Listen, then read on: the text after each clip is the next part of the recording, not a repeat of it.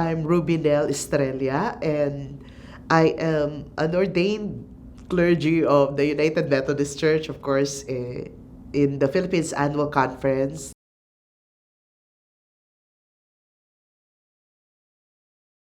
When I was first appointed as a pastor in the rural area, that was my first appointment. They have a very strong resistance to women pastors. They don't like it because it is in the barrio and they are very used to pastors being male.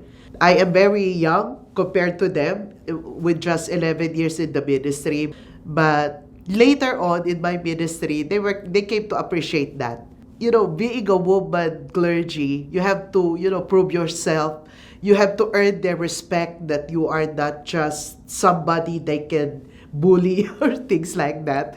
So for me, I just do my ministry, with the grace and the wisdom that comes from God. Every time I have a problem to resolve, every time I talk to pastors who are more senior and male, I was able to earn their respect and their, they cooperated, they supported my ministry. I have no intention of running for the episcopacy because I have no ambition to be a bishop, because I know the job is very, very, the big responsibility. But the women's group pushed me, and they endorsed my candidacy. But many men and even women, during the Central Conference, they are not ready to have a woman bishop. That's why it took us 20 ballotings before I got elected.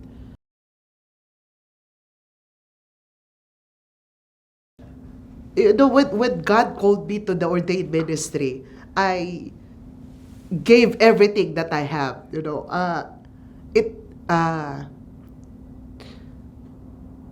I know that whatever challenges, the Lord called me to this ministry. Even now that I am a bishop, I always tell myself that I am this position is not, I didn't seek this position. It is entrusted to me by God. I went to my first appointment, in the rural area where they don't accept women. After that, I went back to my home church and I refused to be a pastor because I thought that maybe I will not become a pastor. Maybe the Lord is calling me to be a clergy, a pastor's wife. So after 3 years, I went back because the Lord called me again. So when the Lord calls you, you cannot say no. And so I got this call second time. And when I answered this call, I told the Lord that I'm burning my bridges behind. There's no turning back. So that drives me. I know that this is the center of God's will. There's no other way for me. So I will do whatever the Lord asks me to do.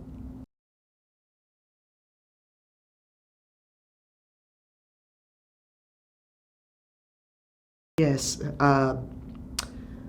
When the women's group is fighting for a place in the Episcopal table for a woman, my election, no matter how difficult it was, practically opened the gate for other women, clergy women, to assume or to be elected in the Episcopal office, the highest office.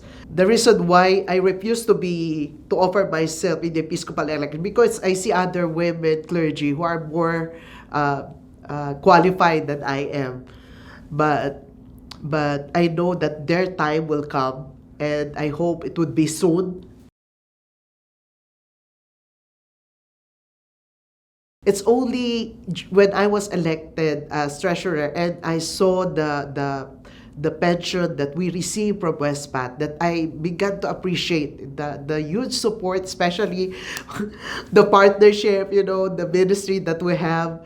Not only in terms of financial support, the $150,000 per year that we receive, the admin support, but the moral support, the spiritual support that you extend. I have a lot of vision for the Central Conference pension with in partnership with Westpath. That's why we are aggressively investing, because we know that we can trust Westpac to protect our money and grow these funds for the clergy pension fund of the Philippine Central Conference.